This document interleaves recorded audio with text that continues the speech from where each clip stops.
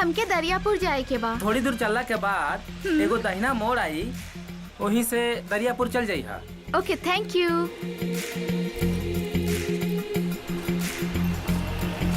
रुक रुक रुक रुक। कहाँ जाए के बा? दरियापुर जाए के बा। बैठा, छोड़ देवा तनी। आज ही नहने, ए बैग पकड़। हाँ, लाई लाई आई आई लाई दी। आई बैठ। चल। हम तो बचपन से अमेरिका रहिला ना। मतलब हम जान गनी के तोहार बाबूजी यहाँ कहीं रहेला।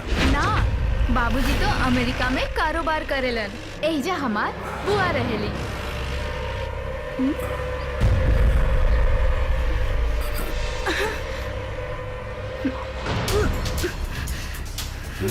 छोड़ अब। Don't touch me! I call the police! अब तो सीधा हमरा कोरा में आ जा।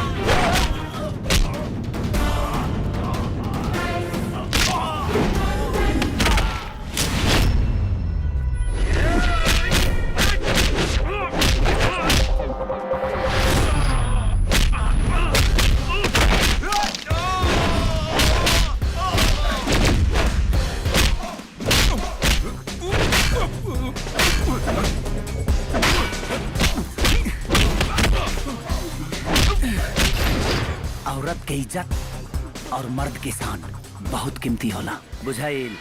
एक तो हम ठोके नी ना, और ठोके नी तो सोचे नी ना। आइंदा अगर ऐसा गलती करबे ना तो इतना मारब हगबे कम पदबे ज्यादा। ना कर, माफ करता हमरा के। हट हट हट। चल चल जा जा जा। बहनी thank you so much. English बोला तरुआ, ऐसा कपड़ा पहन के चले बू बिहार तक आदमी के भेज देबू तिहाड़। ऐसा कपड़ा पहन के आइंदा मत चली। कहाँ जाए के बा? दरियापुर।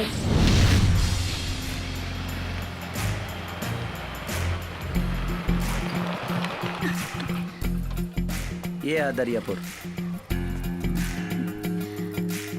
अब तू अपना फुआ के घर पूछ के चल जा। ओके। अरे अपन मोबाइल नंबर तो दे दा। हाँ, मोबाइल निकाला। Okay, thank you. Bye by.